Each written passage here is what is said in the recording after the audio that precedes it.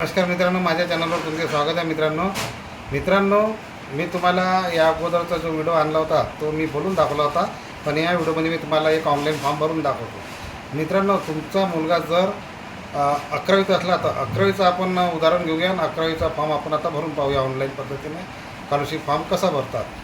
तर चला तर आपण वेबसाईटवर जाऊया आणि 11वीचा शॉर्टकटमध्ये आपण फॉर्म भरून पाहूया कसा कोणत्या पद्धतीने भरतात, ज्यामुळे तुमचा फॉर्म हा त्रुटी देऊ नये आणि तुमचा स्कॉलरशिप ही मंजूर व्हावी आणि तुमच्या खात्यामध्ये पैसे यावे. बस एवढंच उद्दिष्ट या व्हिडिओचं आहे. चला तर मग आपण बघूया.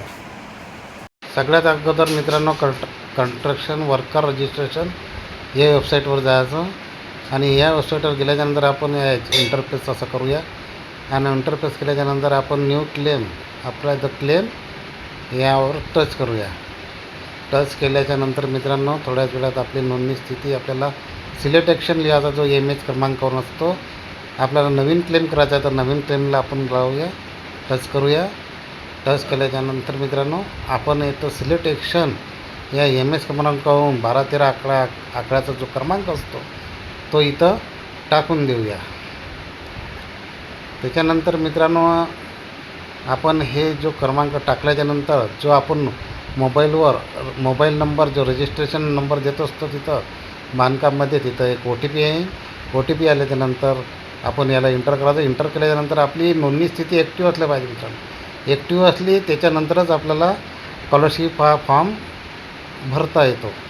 त्याच्यानंतर मित्रांनो एक महत्त्वाचं सांगतो मित्रांनो, तुम्हाला जर तुमचा मुलगा आता 11वीत असला तर कोणता वर्ग निवडावा याच्यासाठीच हा छोटासा व्हिडिओ मी बनवत आहे.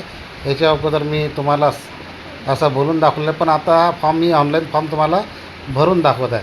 तर आपण यामध्ये शैक्षणिक योजना निवडायची. शैक्षणिक योजना निवडल्याच्यानंतर मित्रांनो आपल्याला कोणत्या वर्गासाठी स्कॉलरशिप फॉर्म भरायचा ती योजना निवडायची मित्रांनो यामध्ये. तर मित्रांनो आपण हे निवडल्याच्यानंतर मित्रांनो समोर E02 ही योजना सिलेक्ट करायची मित्रांनो. आपण 10वीसाठी स्कॉलरशिप फॉर्म मागत आहे. तर मित्रांनो आपला मुलगा 11वीत आहे, तर 11वीत आहे तर आपण 10वीसाठी मागत आहे. तर इथं मुलीचे नाव ऑटोमॅटिक येणार मित्रांनो, कारण तिथं आपण ज्यावेळेस नोंदणी करतो त्यावेळेस अगोदरच आपलं नाव तिथं मुलाचं देत असतं मित्रांनो. तर आपण 10व्या वर्गासाठी करत आहे तर 10व्या वर्गात इथं मित्रांनो शाळेचं नाव लिहायचं मित्रांनो यामध्ये. तर आपल्या मार्कलिस्टवर लिहिलंच असते मित्रांनो आणि महाविद्यालयाचा पत्ता मित्रांनो इथं भरायचं मित्रांनो. आणि इथं खाली मित्रांनो उत्तीर्ण झाल्याचं वर्ष मित्रांनो कोणतं लिहायचं, तर उत्तीर्ण झाल्याचं वर्ष मागचं वर्ष लिहायचं मित्रांनो. जसा सध्या आता 11वीत आहे तर 10वीचं लिहायचं मित्रांनो. तर 10वीचं उत्तीर्ण वर्ष 2023 होतं, 2023 लिहिलं मित्रांनो.